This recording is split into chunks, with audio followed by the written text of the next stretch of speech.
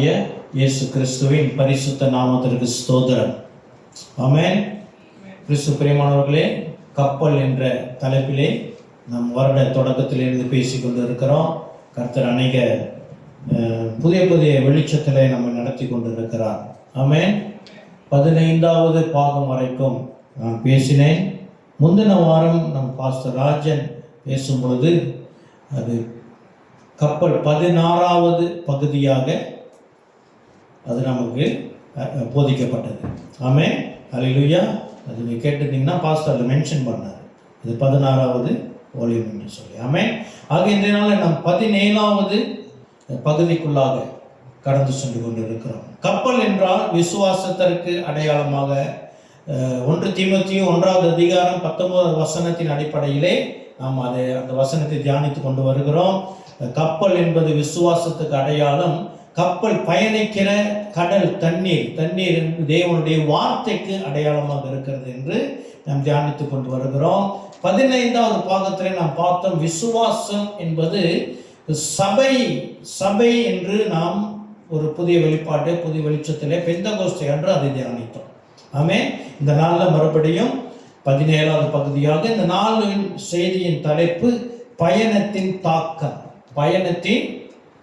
தாக்கம், அதாவது கப்பல் பயணத்தின் தாக்கம், ஜேர்னி, இம்பேக்ட் ஆஃப் ஜேர்னி. ஆமென். இந்த தலைப்பிலே நாம் தியானிப்போமாக. என்னோட கூட திருப்புங்க அப்போஸ்தலர் நடபடிகள் 20வது அதிகாரம் 17லிருந்து 38 வரை. இது சற்று நீளமான பகுதி. நான் அதில் படிச்சிருவா சரி படிச்சிடலாம். அந்த பகுதியை முழுசாக நான் படிச்சிடுறேன். மிலேத்துவிலிருந்து அவன் எபேசுக்கு ஆள் அனுப்பி சபையின் மூப்பரை வரவழைத்தான். அவர்கள் தன்னிடத்தில் வந்து சேர்ந்த பொழுது அவன் அவர்களை நோக்கி, நான் ஆசியா நாட்டில் வந்த முதல் நாள் தொடங்கி எல்லா காலங்களிலும் உங்களுடனே இன்ன விதமாய் இருந்தேன் என்பதை நீங்கள் அறிந்தீர்கள்.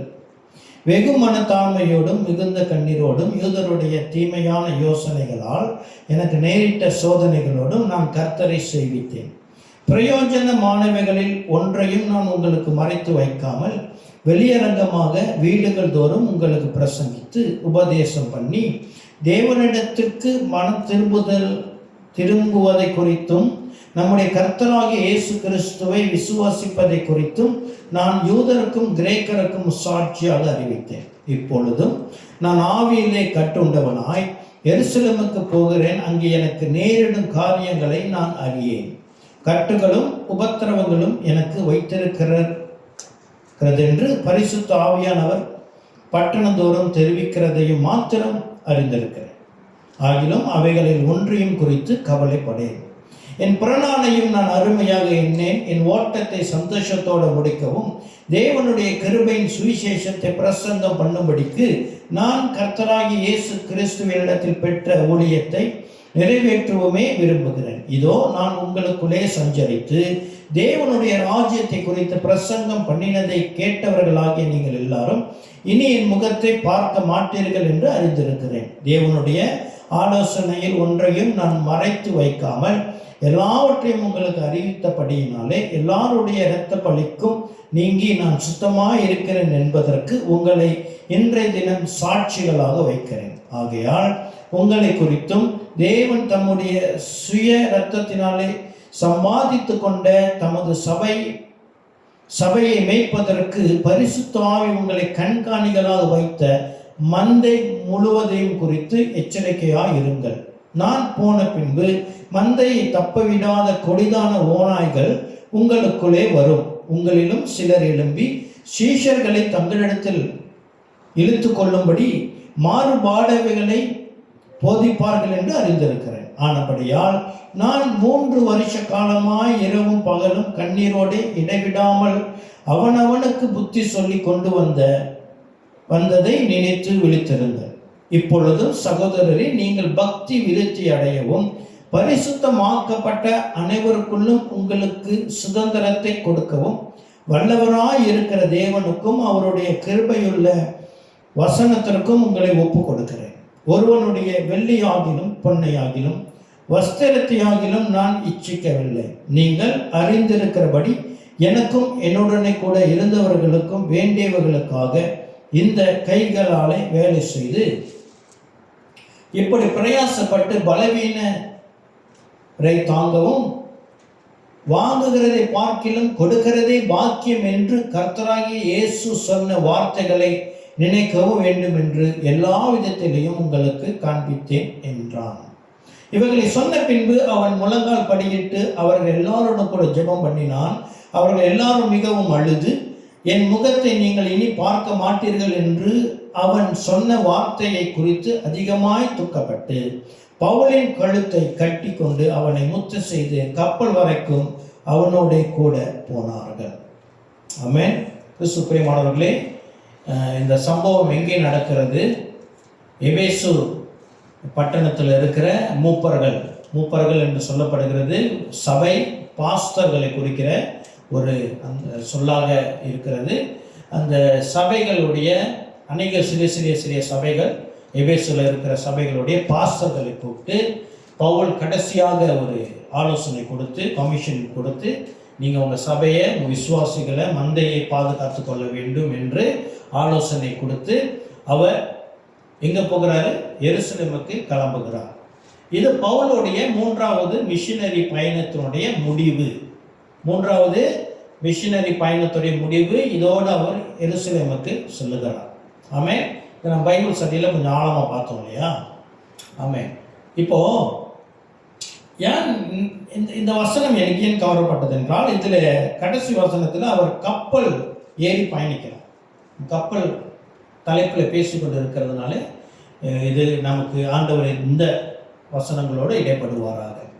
கிறிஸ்து பிரியமானவர்களே, நாம் ஒவ்வொருவரும் இயேசு கிறிஸ்துவை விசுவாசிக்கிற யாவரும் விசுவாசம் என்ற கப்பலிலே பயணித்துக் கொண்டிருக்கிறோம். ஆமென். இந்த விசுவாசம் என்ற பயணம் இரண்டு முறையாக, 2 types, 2 விதமான முறைமையிலே நாம் பங்கிட்டு பயணிக்கிறோம். ஒன்று என்னுடைய தனிப்பட்ட விசுவாசம். தனிப்பட்ட ரீதியிலே நான் இயேசு கிறிஸ்து விசுவாசிக்கிறேன். ஆக வேதம் எனக்கு ஒரு பெயர் கொடுத்திருக்கிறது, நான் ஒரு கிறிஸ்தவன். ஆமென். எல்லாருக்கும் உள்ள ஸ்டேட்மெண்ட். ஒன்று, நான் தனிப்பட்ட விசுவாசத்திலே கிறிஸ்தவன் என்ற தலைப்போடு கூட நான் பயணிக்கிறேன். இதில் எதெல்லாம் அடங்கியிருக்கிறது என்றால், இதில் நான் அடங்கியிருக்கிறேன். என்னுடைய பிறப்பு, நான் உலகத்தில் மனிதனால் பிறந்திருக்கிறேன் அல்லவா? இதில் நான் அடங்கியிருக்கிறேன். என்னுடைய குடும்பம் இதில் அடங்கியிருக்கிறது. நண்பர்கள் அடங்கியிருக்கிறார்கள்.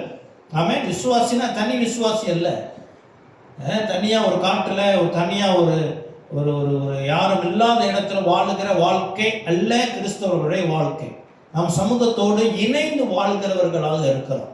ஆக என்னுடைய விசுவாசத்தில் என்னுடைய குடும்பம் இணைக்கப்பட்டு இருக்கிறது, என்னோட நண்பர்கள் இணைக்கப்பட்டு இருக்கிறார்கள், அக்கம் பக்கத்தில் இருக்கிற நெய்பர்ஸ் இணைக்கப்பட்டு இருக்கிறார்கள். ஆமென். என்னுடைய வேலை இதில் இணைக்கப்பட்டு இருக்கிறது. எப்படி என்றால், நான் ஒரு கிறிஸ்தவனுடைய உபதேசத்தில், பைபிள் நமக்கு டீச் பண்ணுற உபதேசத்தில் நான் வாழ்ந்து கொண்டிருக்கிறேன். இதே உபதேசம், இதே தான் நான் வேலை செய்கிற இடத்துல நான் இருக்க வேண்டும். ஆமென். அது எப்படி? சபைக்கு வந்தால் மட்டும் நல்ல சார்ந்த மனுஷன், ரொம்ப அன்பான, எவ்வளோ தங்கமானவராச்ச, நல்ல மனுஷன், அப்படி வேலையில் பாருங்க அவர் என்ன செய்கிறாருன்னு, அங்கே ஒரு மாதிரியும் இங்கே ஒரு மாதிரியும் இருக்கிறது அல்ல. நம்ம இரட்டை வேஷம் உடையவர்கள் அல்ல. அதுக்கு தமிழ் இன்னொரு சொல் இருக்குது, ஒத்தை வேஷம் என்று சொல்லுவார்கள். பக்மன்ஸ் பாடுறாரு, ஒத்தை வேஷம் தரிப்பதில்லைன்னு பாடுறாரு இல்லையா? ஆக கிறிஸ்தவர்கள் என்பது எல்லா இடத்திலையும், எந்த இடத்திலையும் கூட நம்மை வேறுபடுத்தக்கூடாது. நமக்கு ஒரே இயல்பு, நாம் மறுபடியும் பிறந்து விட்டோம். நமக்கு இப்ப புதிய அடையாளம் உண்டு. அது என்ன அடையாளம்? கிறிஸ்துவின் அடையாளம். கிறிஸ்தவன் என்று சொல்லும் பொழுது அது வேறும் மதத்தின் பெயர் அல்ல, அது நான் கிறிஸ்துவை போல இருக்கிற ஒருவன், கிறிஸ்துவுக்கு உடையவன், அதுதான் அர்த்தம். அல்லேலூயா. ஆக இதில் என்னுடைய வேலை சம்பந்தப்பட்டு இருக்கிறது, என்னுடைய தொழில் பிஸ்னஸ் சம்பந்தப்பட்டு இருக்கிறது, என்னுடைய படிப்பு சம்பந்தப்பட்டு இருக்கிறது, படிப்பு சம்மந்தப்பட்டு இருக்கிறது, என்னுடைய சுகாதாரம் ஹெல்த் இதில் சம்மந்தப்பட்டு இருக்கிறது. கிறிஸ்தவர்களுடைய சுகாதாரம் ஒரு நல்ல சுகாதாரமாக இருக்க வேண்டும், நமக்கு மற்றவர்களுக்கு ஒரு எடுத்துக்காட்டாக இருக்க வேண்டும். ஆமென், இருக்க வேண்டும். நம்மளுடைய ஃபைனான்ஸ் பொருளாதாரம் இருக்கிறது. ஆமென். அதாவது பொருளாதாரம் சொல்லும்போது கிறிஸ்தவர்கள் அப்படியே பெரிய ஆசீர்வாதமாக வாழணும் அப்படி இல்லை. எப்படி இருக்க வேண்டும்னா எனக்கு பொருளாதாரமும் என்னோட விசுவாசத்தை சார்ந்திருக்க வேண்டும். ஆமென், அல்லேலூயா. கொஞ்சம் இருந்தாலும் அதில் வாழ கற்றுக்கொள்ளுகிறவர்களாக இருக்க வேண்டும். கர்த்தர் அநேக ஆசீர்வாதங்கள் கொடுத்தாலும் அதை வாழ கற்றுக்கொள்ளுகிறவர்களாக இருக்க வேண்டும். ஆமென். அது அப்புறம் சக்சஸ், வெற்றி, தோல்வி, நம்மளுடைய ஆம்பிஷன்ஸ், வருங்காலத்து குறித்து என்ன ஆக போகிற இதெல்லாத்திலும் விசுவாசம் என்ன செய்ய வேண்டும், தொடர்புள்ளதாக இருக்க வேண்டும். ஆமென். இப்போ நான் ஏற்கனவே சொல்லியிருக்கேன்னு நினைக்கிறேன். நான் சிறு பிள்ளையிலிருந்து இந்த டெக்னிக்கல் இருக்கு இல்லையா, இந்த சவுண்ட் சிஸ்டம் எனக்கு ரொம்ப விருப்பம். இந்த BA system, sound system, lighting எல்லாம் ரொம்ப விருப்பம். அப்போ சிறு வயதில் வாலிபனாக இருக்கும் பொழுது இயேசு கிறிஸ்துவை அறிய வந்து, அப்போது என்னுடைய விருப்பத்தின்படி என்னுடைய வருங்காலம் அப்படி இருக்க வேண்டும் என்று பல திட்டங்கள் என்னுடைய மைண்டில் இருந்துச்சு. அதில் ஒன்று எனக்கு சினிமா தேட்டர் இருக்கு இல்லையா, அது நான் சொந்தமாக எனக்கு இருக்கணும் அப்படி சொல்லி நான் யோசிச்சேன்னா, அதில் இந்த சவுண்ட் சிஸ்டம், லைட்டிங் இதெல்லாம் இருக்குது இல்லையா, எல்லாம் இன்வால்வ் பண்ணுது இல்லையா. அப்புறம் இந்த டிஸ்கோ டேக் இருக்குது, அதுலேயும் சவுண்ட் சிஸ்டம், லைட்டிங்லாம் இருக்கும். ஆனால் நான் என்ன செஞ்சேன், கர்த்தரோட கிருபை, ஆவியானவர் வழிநடத்து, இதெல்லாம் கர்த்தருக்கு விரோதமாக இருக்கிறது, வேதத்துக்கு விரோதமாக இருக்கு சொல்லி என்ன செய்தேன், அதெல்லாம் அதிலிருந்து நான் மீண்டு வந்தேன். ஆமென். அந்த என்னுடைய திட்டங்களை நான் மாற்றிக்கொண்டேன். ஆமென். அப்படியாக நம்ம விசுவாசம், நம்ம ஆம்பிஷன்ஸ், பிள்ளைகளோட ஆம்பிஷன்ஸ், பெற்றோர் எப்படி விசுவாசத்தின் அடிப்படையில் அது இருக்கிறது மிகவும் சிறப்பு. கர்த்தர் அதை நம்மிடம் எதிர்பார்க்கிறார். ஆமென். அப்புறம் வேற என்னது, போராட்டங்கள், இதுலேயும் விசுவாசம் உடன்பட்டு இருக்கிறது. தோல்வி, பிட்ரையல்ஸ் என்னது, துரோகங்கள் விசுவாசத்தில் நிறைய காண்போம். விசுவாச வாழ்க்கையில் இதெல்லாம் நம்ம காண்போம். ஆக்சிடென்ட்ஸ், விபத்துகளை பார்ப்போம், சோதனைகளை சந்திப்போம். இதெல்லாம் விசுவாசத்துக்குள்ள உள்ளது. ஆமென். அற்புதங்களை காண்போம். ஜெபம் இதில் இருக்கிறது, வேத வசனம் இருக்கிறது, இன்னும் பல காரியம் நம்ம சொல்ல முடியும். விசுவாசம் என்றால் நான் என்னோட பேர் மாறிடுச்சு அவ்வளோதாங்க, அது அல்ல. ஒவ்வொரு வாழ்க்கையில் இருக்கிற ஒவ்வொரு பகுதியிலையும் நம்முடைய விசுவாசத்தினுடைய தாக்கம் இருக்க வேண்டும். ஆமென். இப்போ சபையாக நாம் விசுவாசிகள் என்று அழைக்கப்படுகிறோம் இல்லையா, அதில் சற்று வித்தியாசப்படுகிற காரியங்கள் உண்டு, இதுவும் உண்டு. முதலே சொன்ன இண்டிவிஜுவலி விசுவாசம் உடையவர்களாக இருக்கிற நாம் கூடி வரும் பொழுது அங்கே இருக்க வேண்டிய காரியங்கள் தான் சபை விசுவாசத்தை பிரதிபலிக்கிறது. அதில் ஒரு மனம், ஒன்றாக கூடி வருகிற ஒரு மனம், யூனிட்டி. ஆமென். ஒற்றை கருத்துள்ளவர்களாக என்றால் எது என்று சொன்னால், வேதத்தில் இருக்கிற காரியங்களை நாம் ஒற்றை கருத்துள்ளவர்களாக இருக்க வேண்டும். நாம் ஒரு மனதாய் வேதத்தில் இருக்கிற காரியங்களை நாம் விசுவாசிக்கிறவர்களாக இருக்க வேண்டும். இல்லை இவங்க அப்படி விசுவாசிக்கிறாங்க, நாங்கள் அப்படி விசுவாசிக்கிறோம், அப்படி அல்ல. அது வெவ்வேறான சபைகள், வெவ்வேறான கருத்துடையவர்களாக இருக்கிறார்கள். ஆதி திருச்சபை என்று சொல்ல தங்களை அழைத்துக் கொள்ளுகிற கத்தோலிக்க திருச்சபை, அவங்களுக்கு தனியாக ஒரு டாக்டரின் இருக்குது, அப்படி இருக்குது அல்லையா. அந்த மாதிரி ஒரு வேறுபாடு சபைக்குள்ளாக இருக்கக்கூடாது. ஆமென். விசுவாசத்திலே, வேத சத்தியத்திலே நாம் ஒருமனப்பட்டவர்களாக இருக்கலாம். அவ்வப்பொழுது அநேக கேள்விகள் எழும்பும், வேதத்தை நாம் படிக்க அநேக கேள்விகள் எழும்பும். அதை நாம் பாஸ்டர்கள் கேட்டு நீங்கள் அதை நம்ம சரிப்படுத்துகிறது, அது இன்னும் ஆழமாக சில காரியங்கள் நம்ம வாசிக்கிறது நமக்கு ஒரு மாதிரி விளங்கும், ஆனால் அது ஆழ அர்த்தம் வேறையாக இருக்கும். இதெல்லாம் நாம் சரிப்படுத்திக் கொள்ள வேண்டும். ஆமென். அப்புறம் ஒரு சிந்தை உள்ளவர்களாக இருக்க வேண்டும். ஒரு சிந்தை உள்ளவர்களாக இருக்க வேண்டும். வேதத்தில் அப்போஸ்தலர் நடபடிகளில் ஆதி திருச்சபையில் இதெல்லாம் இருந்தது. ஆமென். அப்புறம் ஞாயிற்றுக்கிழமை ஆராதனை, இதில் நம்ம உடன்பாடு இருக்க வேண்டும். சபையில் நடக்கிற எல்லா ப்ரோக்ராம்லையும் நம்ம என்ன இருக்கணும்? இணைந்தவர்களாக இருக்க வேண்டும். அதான் சபை விசுவாசம் என்பது. ஆமென். இது தனிப்பட்ட விசுவாசம் அல்ல. நான் என்னுடைய விசுவாசத்தின் அடிப்படையில் வாழுகிற வாழ்க்கையில் இது சபையாக நாம் விசுவாசிக்கிற சில ஒழுங்குமுறைகள் தான். இதில் ஷேரிங் இருக்கும், ஒருவருக்கு ஒருவர் நான் பகிர்ந்து கொடுத்தல் இருக்கும், கேரிங், ஒருவர் ஒரு மேல் ஒரு அக்கறை. இதில் சபை இதுதான் கருத்தை நம்மை ஒரு குடும்பமாக சேர்த்து வைத்திருக்கிறோம். அல்லேலூயா. ஆமென். இதில் உபதேசங்கள் இருக்குது. சபைக்குன்னு சில உபதேசங்கள் வேதத்திலிருந்து எடுத்து வைத்திருக்கிறோம். இதுக்கு நாம் ஏற்றுக்கொள்கிறவர்களாக இருக்க வேண்டும். ஆமென். சபையில் கொடுக்கிற போதனைகள், பரிசுத்த ஆவியானவர் கொடுக்கிற போதனைகள், டீச்சிங்ஸ், இது சபை விசுவாசத்தை அது குறிக்கிறது. அப்புறம் சத்தியத்தை சத்தியமாக போதிக்கிற ஸ்தலமாக கர்த்தர் நம்ம வைத்திருக்கிறார். இங்கே தலைமைத்துவங்கள் இருக்குது, லீடர்ஷிப் இருக்குது. ஆமென். இதெல்லாம் விசுவாசத்துக்குள்ள உள்ளது. ஊழியங்கள் இருக்குது, பலவிதமான ஊழியங்கள் இருக்குது.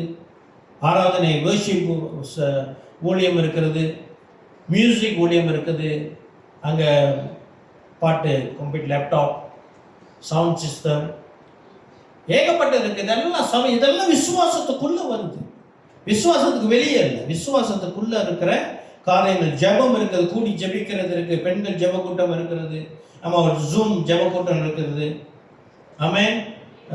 வேதம் வசனம், பைபிள் ஸ்டடி இருக்கிறது, நேரம் இருக்கிறது. தனிப்பட்ட நேரம் வேற, சபை கொடுக்கிற நேரம் வேற. இதெல்லாம் ஒரு மனதாக இருக்கிற விசுவாசத்தில் நம்ம ஒன்று தொடர்பாக இருக்க வேண்டும்.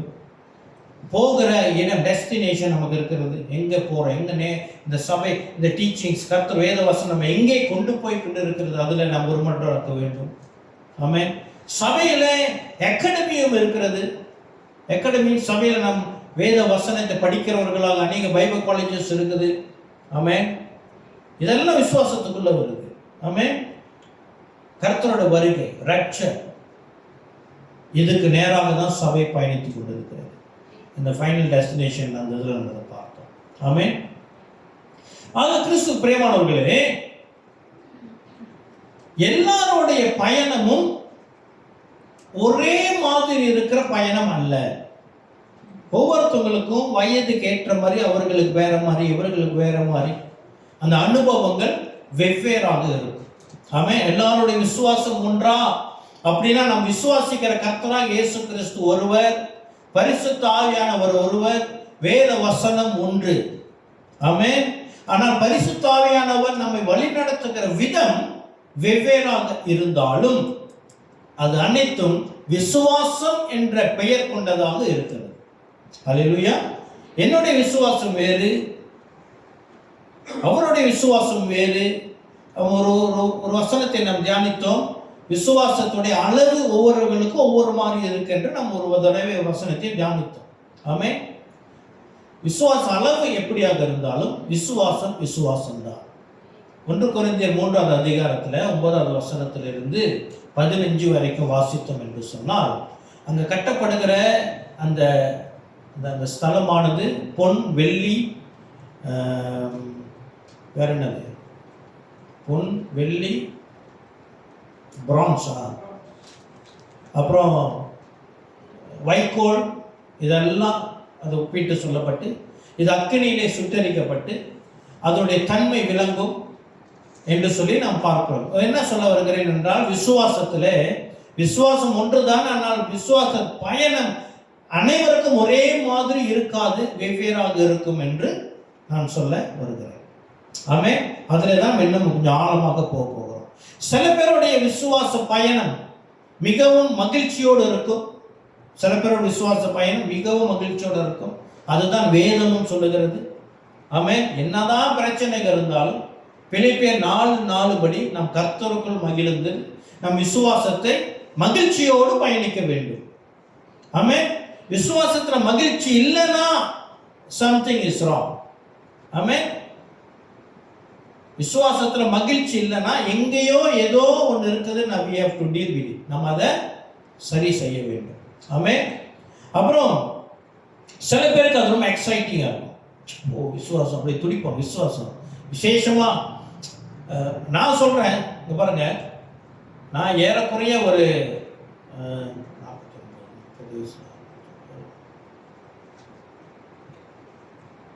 20 வருஷமா பிரசங்கம் பண்றேன். ஆமென். முதலாக எங்களுடைய நண்பர்கள் கூடி ஜெபம் பண்ண ஆரம்பித்தோம். அது ஒரு 25-26 வயசில். அப்பையிலிருந்து வேத வசனம் நாங்கள் ஷேர் பண்ணிக்கிட்டு இருக்கிறேன். அப்புறம் கேத்தலிக் சர்ச்சில் இருந்து என்னோடய வயசு ஒரு 31, 32வது வயசில் அங்கே பிரசங்கம் ஆரம்பித்தேன். அப்படியே ஊழியம் போய் இந்த சபையில் 2018 இருந்து இங்கே பிரசங்கித்து கொண்டு இருக்கிறேன். ஆமென். இன்னைக்கு வரைக்கும் இந்த நாள் சண்டே பிரசங்கம் சொல்லும்போது ஐ அம் வெரி எக்ஸைட்டட். ஆமென். ஒவ்வொரு தடவையும் இது எனக்கு புது அனுபவம் தான். ஒவ்வொரு முறையும் புது அனுபவம். இன்னைக்கு தான் முதல் தடவை ப்ரீச் பண்றேன் அப்படின்ற ஒரு ஒரு உணர்வு இருக்கும். ஏனென்றால் நான் விசுவாசிக்கிறது என்ன, இது என்னுடைய பிரசங்கம் இல்லை, இது கர்த்தருடைய பிரசங்கம். ஆமென். ஒவ்வொரு நாளும் கர்த்தருடைய சமூகத்தில் உட்கார்ந்து ஆண்டவர் சொல்லுகிற செய்தியை பிரசங்கிக்கதாக இருக்கும். இன்னொன்று, எனக்கு ஒரு பிரச்சனை இருந்தது. என்ன பிரச்சனைனா, ஞாயிற்றுக்கிழமை பிரீச்சிங்க சம்டைம் சண்டே மார்னிங் வரைக்கும் தெரியாது. ஆமென். சண்டே மார்னிங் வரைக்கும், சண்டே காலை வரைக்கும், சில நேரம் மதிய நேரம் வரைக்கும் என்ன பேசணும்னு தெரியாது. அப்போ எனக்குள்ள இது ஒரு போராட்டம், நான் ஏன் அப்படி இருக்கிறேன் அப்படின்னு சொல்லி. ஆச்சரியம் என்னன்னா, கடந்த வாரம் வந்து டாக்டர் MS வசந்தகுமார் இதே அனுபவத்தை அவர் பகிர்ந்து கொண்டார். ஆமென். அப்ப நினைச்சேன், இது சரி, இது ஆண்டவருடைய செயல் தான். சில காரியம் இந்த நாள் பிரசங்கத்திலேயே, இந்த நாள் சண்டே முடிவிலேயே அடுத்த வார பிரசங்கத்தோட தலைப்பு வந்துடும். ஆமென். பாசரங்கள்லாம் அவங்க சொல்றது புரியும். ஆமென். அப்போ ஒவ்வொரு நாளும் ஐ அம் வெரி எக்ஸைட்டட். பிரசங்கிக்கிறது அது ரொம்ப நான் ஆசைப்படுகிறது விசேஷமா வாலிப பிள்ளைங்க இந்த ஊழியத்துக்காக ஆசைப்படுங்க. ஆமென். போதகர் ஊழியத்துக்காக ஆசைப்படுங்க. கர்த்தருடைய வார்த்தையை போதிக்கணும். ஆமென். ஆண்டவர் அநேக ஊழியர்கள் எழுப்ப போகிறார். ஆமென். இது நான் தீர்க்க தரிசனம் ஆவியில உணர்ந்து சொல்கிறேன். சர்ச் ஷெக்கினா குளோரியில ஆண்டவராக இயேசு கிறிஸ்து அநேக போதகர்மார்களை எழுப்புகிறார். ஆமென். நான் எனக்கு தெரிஞ்சு நான் தீர்க்க தரிசனம் சொன்னதே இல்லை. இந்த நேரத்தில் உணர்றேன் பாருங்க, எல்லாம் சிலுக்குது அப்படியே. ஆமென். இது ஆமென் என்றும் ஆமென்றும் நிறைவேறும். அல்லேலூயா. ஆமென். அப்புறம் சில பேருக்கு இப்போ இந்த விசுவாசம் என்றது மிகுந்த போராட்டம் இருந்தது. சேலஞ்சஸ், மிகுந்த போராட்டம். சிலருடைய பயணம், விசுவாச பயணம் என்பது லேசாக இருக்காது, மிகவும் போராட்டம் நிறைந்ததாக இருக்கும். சில பேருடைய விசுவாசம் அன்பிரிடிக்டட், சொல்லவே அடுத்து என்ன நடக்கும் தெரியாது. ஆமென். நல்லதான் போயிட்டு இருக்கும்.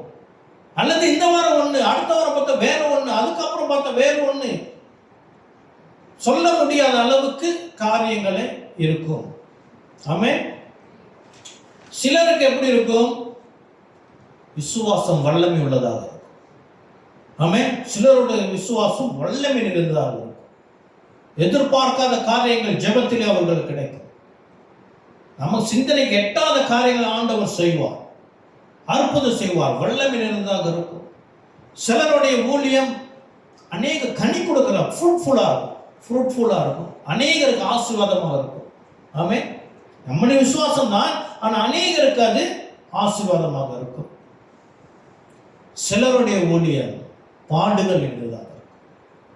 விசுவாசம் ஊழியம் இல்லை, விசுவாசம். அநேகருடைய சிலருடைய விசுவாசம் பாடுகள் நிறைந்ததாக இருக்கும். இது எப்படி இருந்தாலும் இது அனைத்திற்கும் ஒரே பெயர் தான், விசுவாசம். ஆமென். விசுவாசம் ஒன்றுதான்.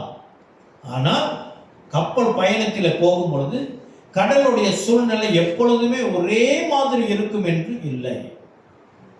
ஆமென். கடலுடைய சூழல் எப்படி இருக்கும் என்று அந்த விசுவாசத்தை, அந்த கப்பலுடைய பயணம் அப்பதான் தீர்மானிக்கப்படும்.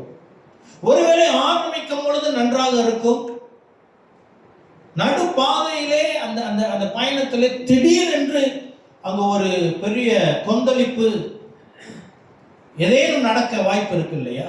அந்த மாதிரி விசுவாசத்தில் இதெல்லாம் இருக்கும். ஆக நான் விசுவாசிக்கிறேன், ஆகையினால ஏன் எனக்கு இவ்வளவு பிரச்சனை அப்படின்னு நாம் கேள்வி கேட்கிறவர்களாக கேள்வி கேட்கலாம், ஆனால் குறை சொல்லுகிறவர்களாக இருக்கக்கூடாது. ஆமே. சில பிரச்சனைகள் மத்தியில் கடந்து போகும்போது ஆண்டவர் நம்மோடு கூட பேசுவார். ஆமே. இல்லைன்னு சொன்னால் நம்ம அநேக நேரத்தில் ஆண்டவர் சத்தத்தை கேட்க மாட்டோம். சில ஒரு ஆக்சிடென்ட், ஏதோ ஒன்று, ஒரு உடம்புல ஏதோ ஒரு தடுமாற்றம், ஏதோ ஒரு எட்டை, யாராச்சும் நம்மளை பற்றி பேசிட்டாங்க, ஏதோ ஒன்று நம்ம குறை சொல்லுக்கு ஆளாயிட்டோம்னு சொன்னால் நம்ம சற்று நேரம் உட்கார்ந்து ஆண்டவர்கிட்ட நம்மை என்ன செய்யணும், ஆராய்ந்து பார்க்கறது சிறப்பாக இருக்கும். அல்லேலூயா. சில காரியங்கள் கரெக்டாக தான் இருக்கும், இருந்தாலும் ஆண்டவர் சில காரியங்களை அனுமதிப்பார். செய்கிறவர் அல்ல, அனுமதிக்கிற தேவன். ஆமே.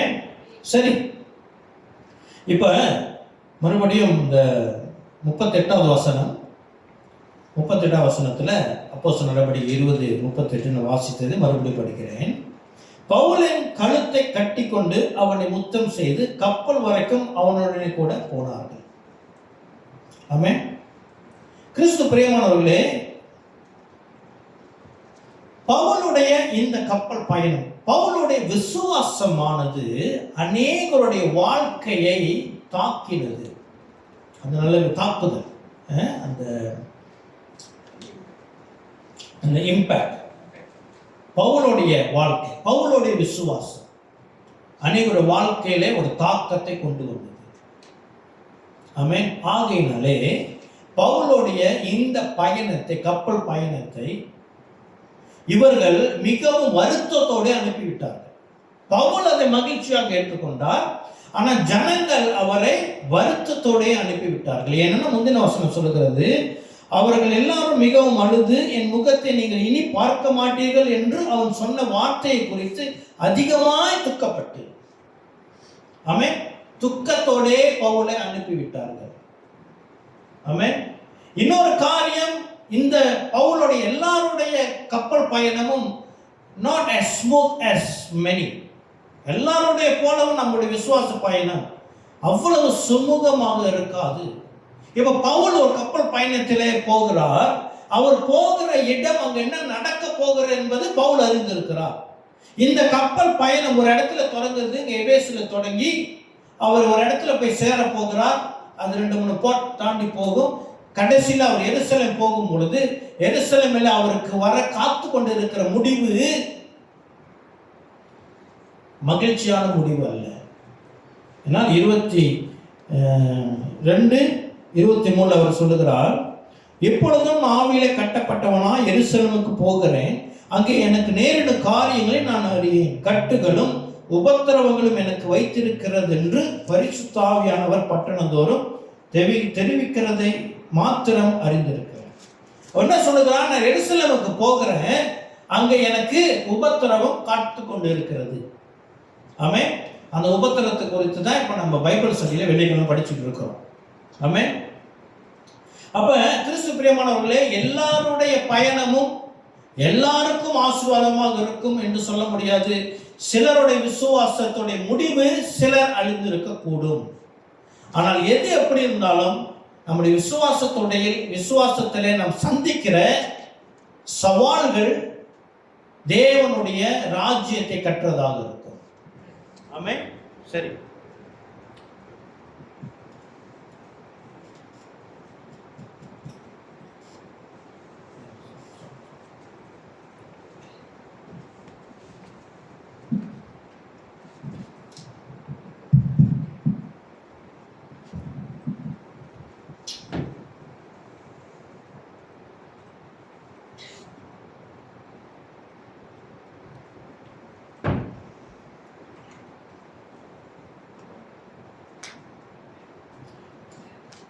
இப்ப சபையாக நாம் பயணிக்கிறோம் இல்லையா? சபையிலே நம்முடைய பயணமும் கூட, சபையிலே கர்த்தர், சபையில நாம் ஒரு குடும்பமாக பயணித்தாலும் சபையில இருக்கிற நாம் தனித்தனி விசுவாசத்து உடையவர்களாக இருக்கிறோம். நான் முதல் சொன்னேன். ஆமென். இந்த நம்முடைய தனிப்பட்ட விசுவாசமும் முழு சபைக்கும் அவ்வப்பொழுது சில சூழலிலே விசுவாசிகளுக்கு அது மகிழ்ச்சியாக இருக்காது. நான் என்ன சொல்லுகிறேன் என்றால், பவுலுடைய வாழ்க்கையில பவுலோடு கூட இணைந்து இருக்கிற சக ஊழியர்கள், சபை உறுப்பினர்களும் கூட பவுலுடைய விசுவாசத்தின் முடிவை கண்டு அவர்கள் துக்கம் அடைந்தார்கள். முதல்ல இங்க பார்த்தோம், 21வது அதிகாரத்துல அதுக்கு அடுத்த அதிகாரத்துல நீங்க பார்த்தீங்க என்று சொன்னா 12:13 இதுல யார் சொல்றா? அந்த புத்தகத்தை எழுதின லூக்காவும் சேர்ந்து சொல்கிறார், இவைகளை நாங்கள் கேட்ட பொழுது எருசலேமுக்கு போக வேண்டாம் என்று நாங்களும் அவ்விடத்தாரும் அவனை வேண்டிக் கொண்டோம். இப்ப என்னது? கூட இருக்கிறவர்கள், உடன் ஊழியர்கள், உடன் விசுவாசிகள் என்ன சொல்லுகிறார்கள்? உன்னுடைய விசுவாசம் பயணமானது அது உனக்கு தீங்கு விளைவிக்கிறதாக இருக்கிறது, ஆகையினாலே நீ போக வேண்டாம் என்று தடுக்கிறார்கள். என்ன? இவர்களுக்கு பிடிக்கவில்லை. பவுலுடைய வாழ்க்கையிலே விசுவாசத்திலே அடுத்து நடக்க போகிற காரியம் அவருடைய சக ஊழியர்களுக்கு பிடிக்கவில்லை, சக விசுவாசிகளுக்கு பிடிக்கவில்லை. ஆனாலும் அதான் இவர்களும் விசுவாசத்தில் தான் இருக்கிறாங்க, பவுலும் விசுவாச பயணத்தில் தான் இருக்கிறார். அப்ப பவுலோட விசுவாச பயணம் அவருக்கு அது மகிழ்ச்சி, மற்றவர்களுக்கு அது துக்கம். ஆமென். ஆனால் விசுவாசம் ஒன்று, விசுவாசம் ஒன்று. இது எப்படி இருக்கு நான் கேட்கறதுக்கு, ஒரு ஜக்ல ஒரு ஜூஸ் கலக்கி வைக்கப்படுது, எல்லாரும் அதை குடிக்கிறோம். ஆனால் ஒருத்தருக்கு மாத்திரம் அது கசக்குது, மற்றவர்களுக்கெல்லாம் இனிக்குது. அது எப்படி சாத்தியம் இல்லை? சாத்தியமா? சாத்தியம் இல்லை தானே? அதே போல விசுவாசத்திலையும் அது சாத்தியம் அல்ல. ஆமென். பவுல் அந்த கசப்பான தண்ணீரை குடிக்க போகிறார். ஆனால் பவுலுக்கு அது இன்பம், பவுலுக்கு அது இன்பம். ஆனால் சபை விசுவாசிகளுக்கு அது என்னது? கசப்பு. அயலை கிறிஸ்து பிரியமானவர்களே, விசுவாசத்தில் உள்ள ஒரு அம்சம் இதுதான். ஆமென். சிலர் வாழ்க்கையிலே when God deals with them, ஆண்டவர் சில வாழ்க்கையிலே விசுவாசத்தை அவர் ஏதோ ஒரு வகையிலே சரிப்படுத்தி கொண்டிருக்கிறார், அல்லது அவருடைய சித்தம் நிறைவேறுகிறது என்று சொன்னால் சில காரியங்கள் நம்மளால விளங்கிக் கொள்ள முடியும். நம்ம பார்வைக்கு அது தீங்காக தெரியும், ஆனால் கர்த்தர் அதில் ஒரு முகாந்தரத்தை வைத்திருப்பார். அதை நாம் அறிந்தவர்களாக இருக்க வேண்டும். ஆமென். மிகவும் தெளிவாக இருக்க வேண்டும். இப்ப சிலருக்கு உதாரணமாக சொல்லுகிறேன், சிலருக்கு ஏதோ ஒரு நோய், உடல்ல சரீரத்திலே ஒரு நோய் இருக்கிறது.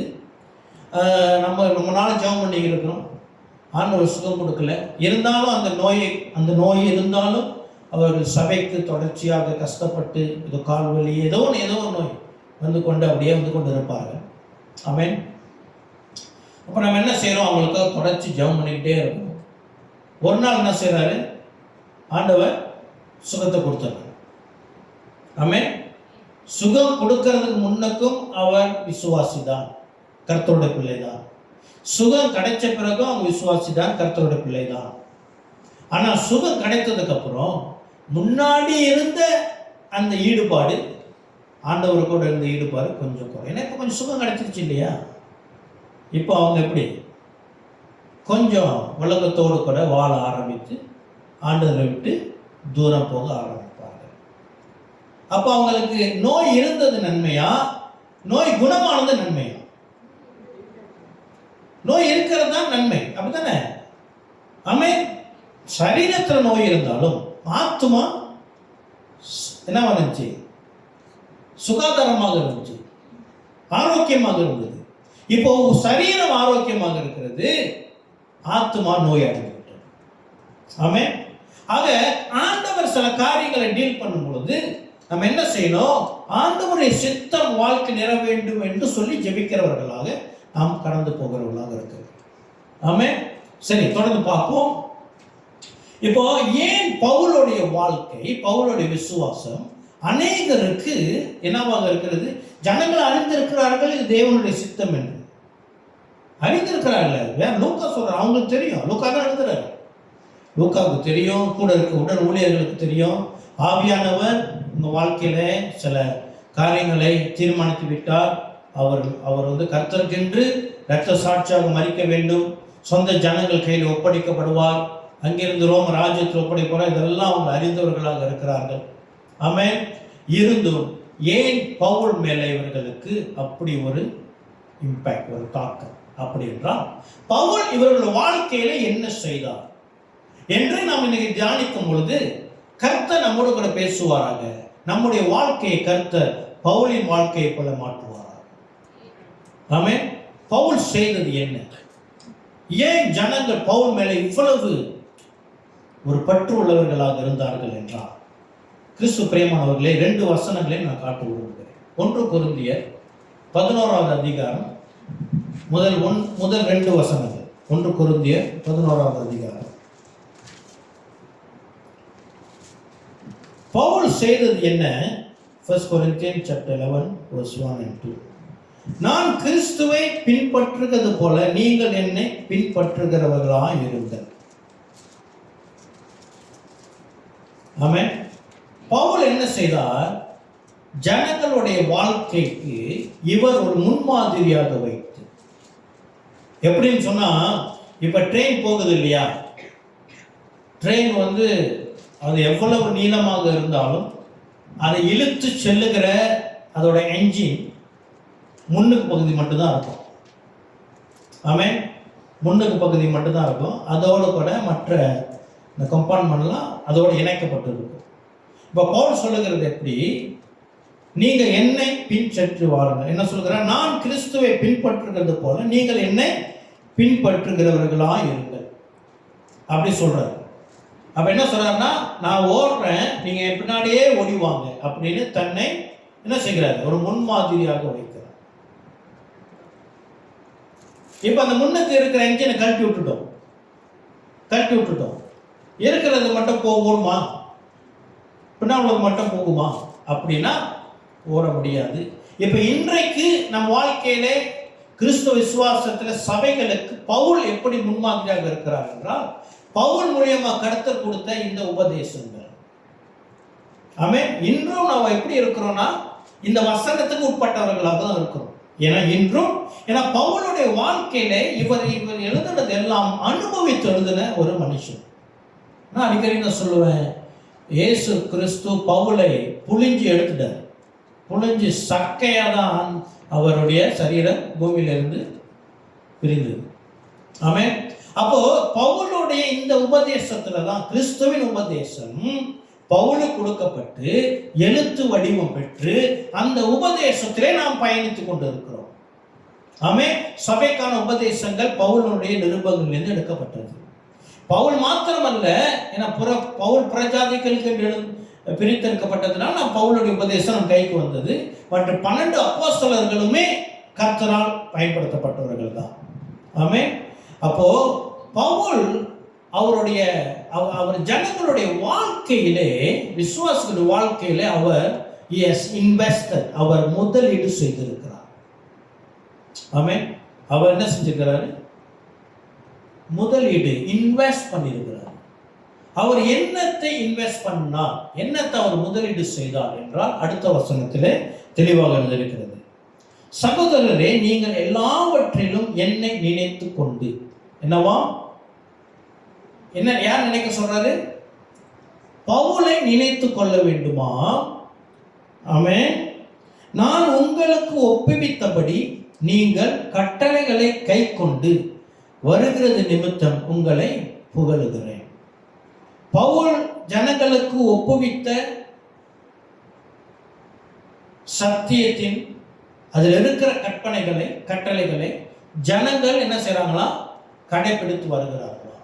இதிலே இந்த 2வது வசனத்தில் இருக்கிற ஒரு சில வார்த்தைகளுடைய மூலை பொருள் கிரேக்க மொழியிலிருந்து நான் சில 3 வார்த்தைகளுக்குள்ள விளக்கத்தை கொடுக்கிறேன். முதலாவது எல்லாவற்றிலும் போட்டிருக்கு இல்லையா? சகோதரரே, நீங்கள் எல்லாவற்றிலும் என்னை நினைவு கொண்டு அப்படின்னா எதை குறித்து சொல்லுகிறார்? எதை காரியத்தை எல்லாவற்றையும் என்று சொல்லுகிறார் என்றால், அந்த வார்த்தை கிரேக்க மொழியில பாந்தா, PANTA என்று சொல்லப்படுகிற உச்சரிப்புடையதாக இருக்கிறது. அது என்னன்னு சொன்னா, எல்லாவற்றையும்னா அவர் சபைக்கு கொடுத்த உபதேசம் இருக்கு இல்லையா, அது எல்லாவற்றையும்னா அது மட்டும்தான், once and for all. இதுக்கு மேல ஒன்றும் இல்லை. இதுக்கு மேல ஒண்ணும் இல்லை. அப்படின்னா இவர் சபைக்கு கொடுக்க வேண்டிய உபதேசங்களை முழுமையா கொடுத்துட்டா, வேற எதுவுமே உள்ளுக்கு ஆட் பண்றதுக்கு இல்லை. இதுதான் கலாத்தியர் சொல்றாரு 1வது அதிகாரத்துல. வேற என்ன, வானதூதனாக நாங்களும் வந்தாலும் சரி, வானதூதனும் வந்தாலும் சரி, உங்களுக்கு புதிய காரியங்களை கொடுத்தால் அவன் சபிக்கப்பட்டவன் என்று சொல்லுகிறார். ஆமென். 1. 2வது வார்த்தை நினைத்து கொண்டு என்ற வார்த்தை இருக்கு இல்லையா? நீங்கள் எல்லாவற்றிலும் என்னை நினைத்து கொண்டு.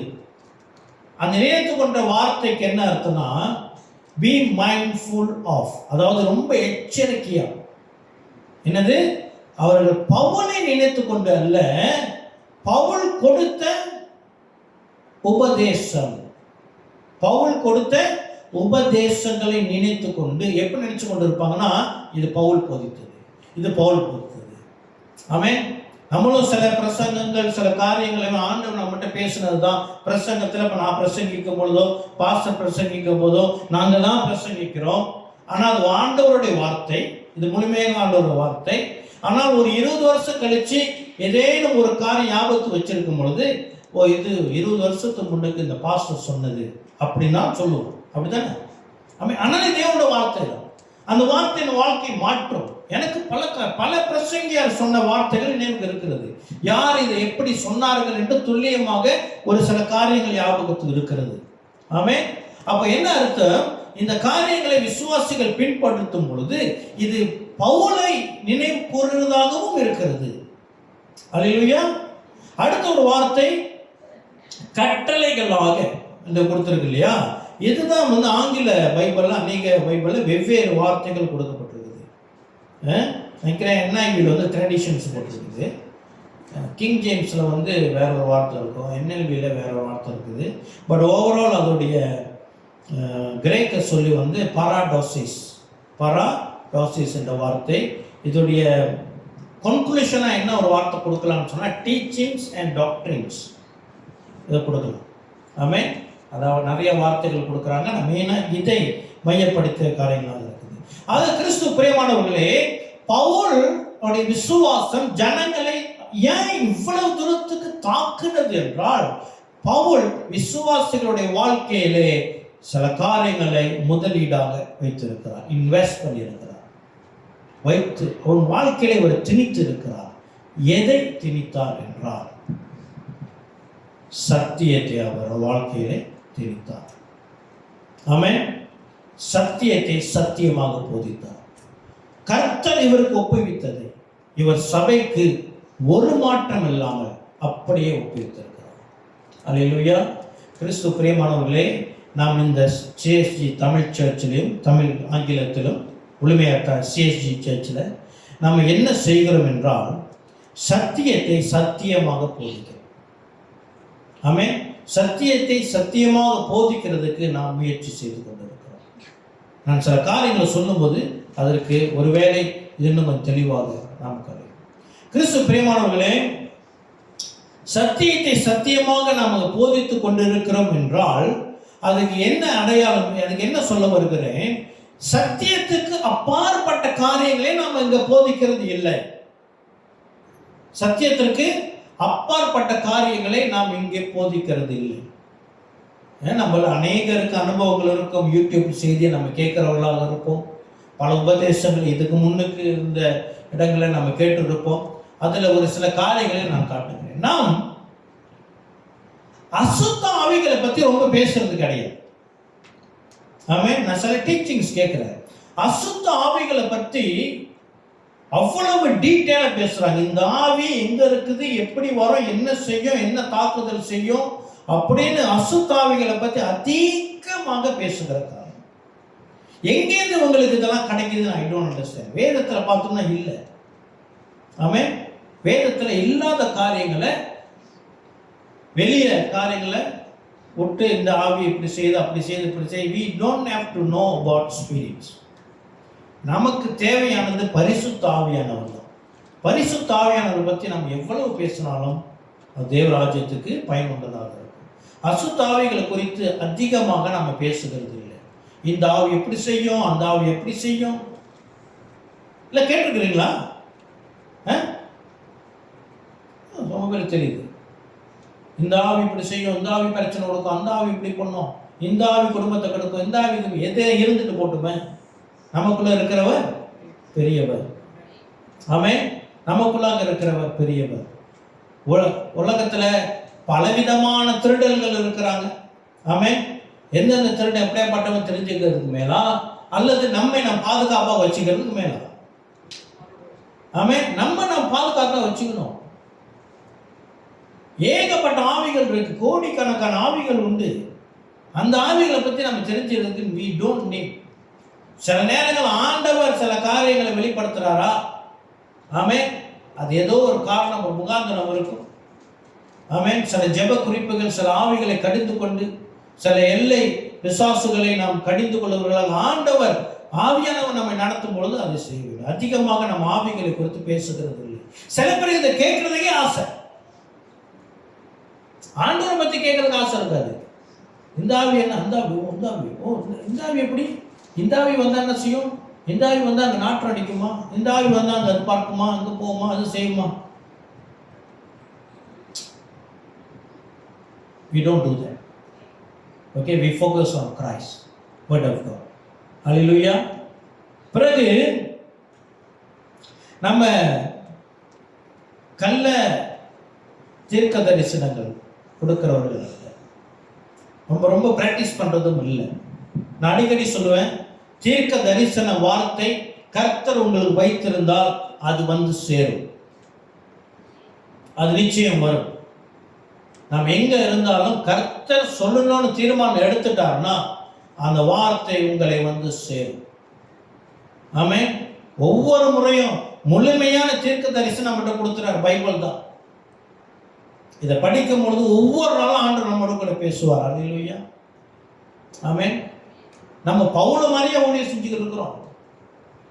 நீ அங்கே போனால் உனக்கு கட்டு இருக்குது அப்படின்னு தீர்க்க தரிசனம் வர்றதுக்கு இல்லை தானே? நம்ம வாழ்க்கை ஏறக்குறைய எல்லா நாளும் ஒரே மாதிரி தான் இருக்குது. இதுதான் உண்மை. ஆமென். வேதத்தில் பார்த்தோன்னா யாராருக்கெல்லாம் தீர்க்க தரிசனம் போனுச்சுன்னா, யாரெல்லாம் ஆண்டவர்கள் ஓடிக்கொண்டு இருக்கிறார்களோ, யாராருக்கு வாழ்க்கையில் என்ன நடக்குது, அல்லது ராஜாக்கள் காலத்தில் யாரெல்லாம் தேவனுக்கு விரோதமாக செயல்பட்டார்களோ அவர்களுக்கு தீர்க்க தரிசிகள் வருவார்கள். ஒரு தீர்க்க தரிசி தூரமாக இருக்கிறார், எலியா. அவரை கடிதம் எழுதி அனுப்புறாரு. இஸ்ரவேல் யூதா ராஜ்யத்துக்கு ராஜாக்கு எழுதுறாரு, யோவாஸ் ராஜா நினைக்கிறார், அவர் கடிதம் எழுத அனுப்புறாரு. தீர்க்க தரிசி தேவன் பேசணும்னு தீர்மானிச்சுட்டாருன்னா எப்படியாச்சும் அனுப்புவோம். ஆமென். அதனால we don't practice that. Okay. அடுத்து ஹைப்பர் கிரேஸ், கிருபை. கிருபை நம்ம ரொம்ப கேட்டுக்கப்பட்டிருக்கோம் இல்லையா? அதிகமான கிருபை, ஆண்டவர் கிருபை கொடுத்துட்டார், போதும் இருக்கிற கிருபை. ஆமென். ரொம்ப இந்த ஹைப்பர் கிரேஸ்லாம் நம்ம ஓடுறது அல்ல. அப்புறம் சாத்தானுடைய வல்லமையை குறித்து அதிகமாக பேசுவார். சாத்தான் வல்லமை இருக்குதா, இருக்கு, பேசக்கூடாதான் அப்படி சொல்ல. கிறிஸ்துவை விட்டு அதிகமாக நம்ம சாத்தானை குறித்து பேசுகிறது இல்லை. ஆமென். சிலருக்கு சாத்தானை குறித்து தெரிஞ்சுக்கணும் ரொம்ப ஆசை. அவன் எப்படி இருப்பான், அவனுக்கு கும்பு இருக்குமா பாஸ்டர், அவன் சோப்பா இருப்பானா கருப்பா இருப்பானா, அவன் எப்படி இருந்தாலும் இருக்கட்டும். ஆனால் ஒன்று மட்டும் ஷுவர், அவன் நம்மளை போல இருக்க மாட்டான். ஆமென். நம்ம கர்த்தருடைய சாயல் இருக்கிறோம். ஆமென். ஹல்லேலூயா. அடுத்து this is very interesting. ஒரு தாய் திருச்சபை என்று சொல்லி தன்னை அழைக்கிற ஒரு சபை. ஆமென். தாய் திருச்சபை என்று அழைக்கிற அந்த சபை தாய் மரியாளை ஒப்பிட்டு அவர்கள் சொல்லுகிற உபதேசம் என்னவென்றால், மரியாளுக்கு இயேசு குழந்தையாக பிறந்தார். ஆமென். இப்ப இந்த சபை தாய் திருச்சபை, இது மரியாளுக்கு அடையாளம். இயேசு கிறிஸ்து குழந்தையாக பிறந்தார். இயேசு கிறிஸ்து வார்த்தையானவர். அதாவது இந்த பைபிள் என்பது எப்படி இயேசு மரியாளுக்கு குழந்தையாக இருக்கிறாரோ அதே போல இந்த பைபிள் இந்த திருச்சபையின் குழந்தையாம். புரியுதா என்ன சொல்ல வரேன்னு? ஒலிவியாவுக்கு புரியலையா? சரி, மறுபடியும் சொல்றேன். இப்ப இயேசு எப்படியாக அழைக்கப்படுகிறார்? அவர் ராஜாதி ராஜா, விண்ணையும் மண்ணையும் படைத்தவர், ஆதியிலே வார்த்தையாக இருந்தவர். ஆமென். அவர் மரியாளின் குழந்தை அல்ல. மரியாளை குழந்தையாக பிறந்து 30-35 வயசு ஊழியத்தை முடித்து அவர் மரியாளோடு இருக்கிற உறவை துண்டித்து யோவானிடம் ஒப்பு கொடுத்துட்டு இவனுடைய தாய் என்று சொல்லிட்டு அவர் மரணத்துக்குள்ளாக சென்று உயிர் தெழுந்து அவர் மறுபடியும் தேவாதி தேவனாக திருத்துவத்திலே அவர் ஒன்றித்திருக்கிறார். ஆமென். அவருடைய அடையாளம் மரியாளின் குழந்தை அல்ல. அவர் குழந்தை இயேசுவும் அல்ல, அவர் வளர்ந்த இயேசு. அடுத்து சொன்னாங்கன்னா, வாங்க எங்கூட வாங்க, குழந்தை இயேசு சேர்ச்சு கூட்டிட்டு போறேன். குழந்தை இயேசு சேர்ச்சு இருக்கு தெரியுமா? குழந்தை இயேசு சேர்ச்சுக்கு தெரியல ரொம்ப பேருக்கு. குழந்தை இயேசு சேர்ச்சு இருக்குது கூட்டி போறேன்னு சொன்னாங்கன்னா நீங்க சொல்லுங்க, நாங்க என் கூட வாங்க வளர்ந்த இயேசு சேர்ச்சு கூட்டிட்டு போறேன்னு சொல்லுங்க. ஆமென். அப்போ என்ன சொல்றாங்க, எப்படி இந்த இயேசு ஒரு தாயோடைய குழந்தையாக அடையாளப்படுத்தப்படுகிறாரோ அதே போல இந்த சர்ச்சோடைய குழந்தையாக வேத வசனம் அடையாளப்படுத்தப்படுகிறது. இப்போ ஒரு தாய் குழந்தையை கண்டித்து வளர்ப்பாரா அல்லது இந்த குழந்தை தாயை கண்டித்து வளர்க்குமா?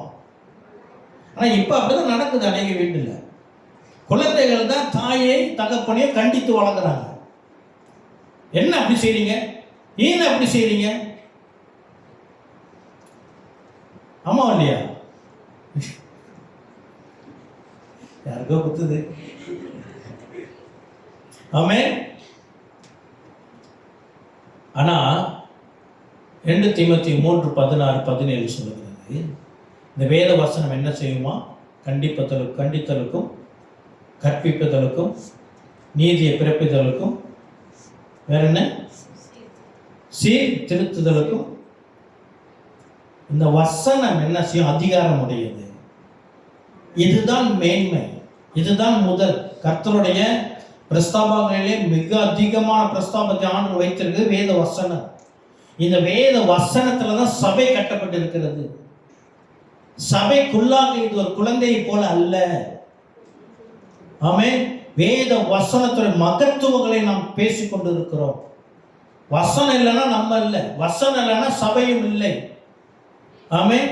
அப்படியாக நாம் என்ன செய்கிறோம்? வசனத்திலே நாம் வேறுற்றவர்களாக இருக்கிறோம். வசனத்தை நாம் கீழ்ப்படுத்தினவர்களாக நாம் பேசுகிறது இல்லை. அதே நேரத்தில் நம் கலாச்சாரங்களையும் சம்பிரதாயங்களையும் நீங்க போதிக்கிறது இல்லை. ஆமென். நம்ம சத்தியத்தை சத்தியமாக தான் செய்கிறவர்களாக இருக்கிறோம். கலாச்சாரமும் சம்பிரதாயங்களத்திலே நாம் மாட்டிக்கொண்டு இருக்கிறவர்களாக இல்லை. ஆமென். மூட நம்பிக்கை அதெல்லாம் நம்ம we don't practice that. ஆமென். பிறகு பொய்யான அற்புதங்களும் நம்மிடம் இல்லை. பொய்யான அற்புதங்களும் வாரம் வந்து கீழே விழுந்து ஏந்திச்சு. ஆமென். we don't practice that. சத்தியத்தை நீங்கள் சத்தியம் உங்களுக்கு விடுதலை அளிக்கும், அதுதான் நம்ம கொடுக்கிறோம். சத்தியத்தை அடையும் பொழுது சத்தியம் நம்மை விடுதலையாகும்.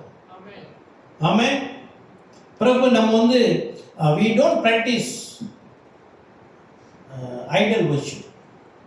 நம்ம வந்து விக்கிரக ஆராதனை இங்கே செய்யல. விக்கிரக ஆராதனை என்றால் அஃப்கோர்ஸ் நம்மகிட்ட விக்கிரகங்கள் இல்லை, சிலைகள் இல்லை. இருந்தாலும் என்ன சொல்லுகிறேன் என்றால், இந்த விக்கிரம் இருக்கிற இடத்துல ஊழியர்களை வச்சு நான் தான் இங்க விக்கிரம் என்னதான் என் ஊழியருக்கு பாஸ்டர் தெரியாம உங்க வாழ்க்கையில் ஒன்றும் நடக்கக்கூடாது. We don't interfere in your life. இல்லை நீங்க யோசிக்கலாம் நான் என்ன பேசுறேன்னு. உள்ளத்தை சொல்றேன். என்னுடைய நண்பருடைய குடும்பத்தில் நடந்த ஒரு சம்பவம் என்னன்னு சொன்னா, அவருடைய தங்கச்சி ஒரு சபைக்கு போறாங்க. ஓகே, இவரும் விசுவாசி தான். அப்போ அவர் தங்கச்சி மகனுக்கு பிறந்த நாள் சும்மா ஃபேமிலி மெம்பர்ஸ் மட்டும் கூப்பிட்டு என்ன செஞ்சிருக்கிறாங்க, ஒரு சின்ன வீட்டில் கேக் வெட்டி செய்யும்போது இவரும் ஊழியக்காரராக இருக்கிறதுனால இவர் நினைச்சிருக்காரு, இவர் ஆண்டு வார்த்தையை ஷேர் பண்ணியிருக்கிறாரு. விதின் க்ளோஸ் ஃபேமிலி தான், அவங்க மட்டும்தான் இம்மிடியட் ஃபேமிலி தான் இருந்திருக்கிறாங்க. இப்போ என்ன செஞ்சுருக்கிறாங்க, அங்கே இருக்கிற ஒருத்தர் என்ன செஞ்சுருக்காரு, அதை அவர் பேசும்பொழுது வீடியோ ரெக்கார்ட் பண்ணி ஃபேஸ்புக்கில் இதில் போட்டார். ஸ்டேட்டஸாக என்னன்னு தெரியல, போட்டார். இதை இந்த அம்மா போகிற சர்ச் பாஸ்டர் பார்த்து பெரும் பிரச்சனை. நீங்கள் எப்படி வீட்டில் ஃபங்க்ஷன் செஞ்சுருக்கிறீங்க எங்களுக்கு தெரியப்படுத்தாங்க, உங்கள் வீட்டில் வேற ஒருத்தர் எப்படி வந்து வேத வார்த்தையை போதிக்க முடியும்? பெரிய பிரச்சனை ஆகி அப்புறம் அவங்க அந்த வேறு வழி இல்லாமல் சர்ச் விட்டு வெளியேட்டார். ஆமென். இங்கே நமக்கு இருக்கிறவர் கர்த்தராக இயேசு கிறிஸ்து மாத்திரமே. உங்களுடைய உறவு இயேசு கிறிஸ்துவிடம் மாத்திரம்தான் இருக்க வேண்டும். இருந்தாலும் வேதம் சொல்லுகிறபடி உங்களுக்கு நீங்கள் நோய்பட்டிருந்தால் சபை மூப்பரை கூப்பிட்டு அவர்கள் விசுவாசத்தோடு ஜெபிக்கிற ஜெபம் அநேக பிடிகளை தீர்க்கும் என்று வசனம் சொல்லுகிறபடி அது உண்டு. But we know our limits. Amen. We don't interfere in your life. ஹல்லேலூயா. கர்த்தர் பயந்து சொல்ற சபையை நாம் இங்க ஒரு விக்கிரகமாக வைக்கவில்லை. ஆமென். ஹல்லேலூயா. சாபத்தை குறித்து நாம் போதிக்கிறது இல்லை. நீ சபைக்கு வரலன்னா நீ சாபம் அடைஞ்சிருவ, நீ இது செய்யாட்டி, நீ சபை கொடுக்காட்டி உன் வாழ்க்கையில சாபம் வந்துடும். இன்னும் ஆண்டவர் சாபத்தெல்லாம் எடுத்து போட்டார், முன்முடியா சுமந்து இயேசு கிறிஸ்து அனைத்து சாபங்களையும் வெட்டி சிறந்தார். ஹல்லேலூயா. ஆமென். இனி நமக்கு சாபம் கிடையாது. ஆமென். தீர்க்க தரிசனங்களும் எம்டி ப்ராமிசஸ் நம்ம கொடுக்கல. we don't do that. ஆமென். ஆண்டவர் உன்னை வாளாக்காமல் தலையாக்குவார் கூப்பிட்டு ஜெபம் பண்ணல, அதெல்லாம் சிலுவையில் ஆண்டு செய்து முடித்து விட்டார். ஆமென். இன்னொன்று நம்ம செய்யாத காரியம் என்னன்னா, வேதத்தில் இருக்கிற unknown things, நமக்கு தெரியாத காரியங்களை தெரிஞ்ச மாதிரி போதிக்கிறது இல்லை. அதில் ஒரு உதாரணத்தை சொல்றேன், என்னோட திருப்புங்க. ரெவலேஷன், வெளிப்படுத்தின விசேஷம் 10வது அதிகாரம்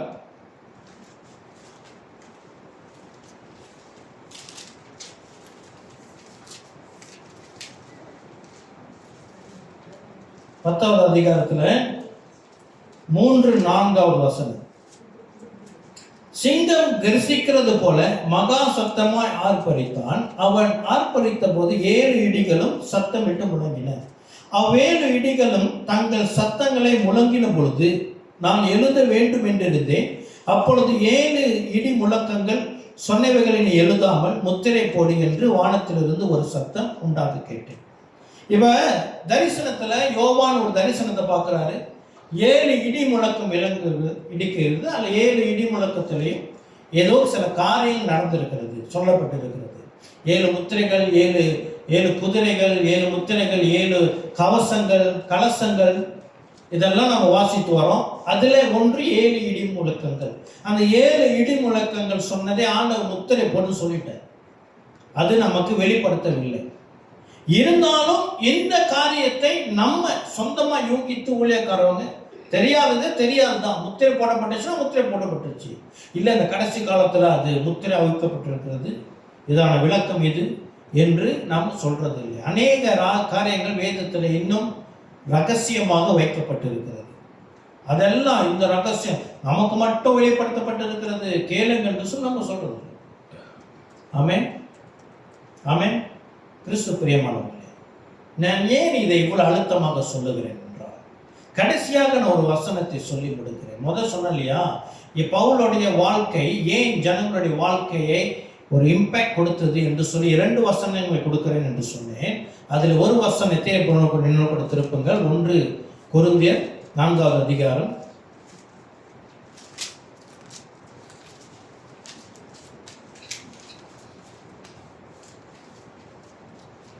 6வது வசனம். 1 கொரிந்தியர் 4:6. இந்த வசனத்தை நீங்கள் மனப்பாடமாக வைத்துக் கொள்ளுங்கள். சகோதரரே, எழுதப்பட்டதற்கு மிஞ்சி என்ன வேண்டாம் என்று நீங்கள் எங்களாலே கற்றுக்கொள்ளவும், ஒருவனும் ஒருவன் நிமித்தம் மற்றவனுக்கு விரோதமாய் இருமா படையாதிருக்கவும் நான் உங்கள் நிமித்தம் என்னையும் அப்போலோவையும் திரிஷ்டாட்டமாக வைத்து இவைகளை எழுதினேன். எனது பவுல் தன்னையும் அப்போலோ என்ற அவருடைய உடன் வேலைக்காரரையும் ஒரு எடுத்துக்காட்டாக, ஒரு எக்ஸாம்பிளாக ஜனங்களுக்கு, சபைக்கு சொல்லுகிறார். நீங்க எங்களை பார்த்து நீங்க கற்றுக்கொள்ள வேண்டும். எதை கற்றுக்கொள்ள வேண்டும்? எழுதப்பட்டதற்கு மிஞ்சி போகாதே. ஆமென். என்ன எழுதப்பட்டிருக்கிறதோ அது மிஞ்சி நீ போகாதே என்று பவுல் ஜனங்களை வழி நடத்தின விதமானது பவுல் மேலே அவர்களுக்கு ஒரு ஈர்ப்பை கொடுத்தது. ஆக கிறிஸ்து பிரியமானவர்களே, ஏன் நான் இவ்வளவு தூரம் அந்த நம்ம செய்யாத உபதேசங்களை பற்றி நான் பேசுனேன்னா, இங்க வந்திருக்கிற நம்மலாம் ஒரு உறுதி இருக்கணும். நம்முடைய சபையின் உபதேசத்துல எழுதப்பட்டதற்கு மிஞ்சி நம்ம போகாதவர்களாக இருக்க வேண்டும். அல்லேலூயா. எது செய்தாலும் அதை வேதத்தோடு ஒப்பிட்டு பார்க்கிறவர்களாக நாம் இருக்க வேண்டும். ஒரு முறை பாஸ்டர் டேனியல் வேலு வந்து சொன்னார் இல்லையா, பல காரியங்கள், அதாவது வீட்டுக்கு குடி போகும்பொழுது செய்கிற காரியங்கள், அப்புறம் என்னென்னமோ பேசினாங்க இல்லையா. ஆமாம், அப்போ எனக்கு ஆச்சரியமா இருந்துச்சு. ரொம்ப பேருக்கு, சில பேர் வந்து பாஸ்டர் பண்ண நம்ம கேட்டுக்கிட்டு இருந்தாங்க. ஓகே, தப்பு இல்லை, அது தெரியாத காரியங்கள் தெரியப்பட்டாங்க. இருந்தாலும் எனக்கு எனக்கு எழுப்புனோ நம்ம இன்னும் நிறைய காரியங்கள் அறிந்திருக்கு. ஆமாம். ஆக இந்த நாளில் கர்த்தர் நம்மளோட பற்றி பேசியிருப்பார் என்று விசுவாசிக்கிறேன். என்ன இந்த நாளுடைய செய்தியின் கன்க்ளூஷன் என்ன? எழுதப்பட்டதற்கு மேலாக நாம் போகாதிருந்தோம் என்று சொன்னால் நம்முடைய விசுவாசம் அநேகருடைய வாழ்க்கையை மாற்றும். அல்லேலூயா. இந்த விசுவாசம் என்பது நான் விசுவாசிக்கிறேன், நான் என்னோட முடிஞ்சிச்சு அல்ல.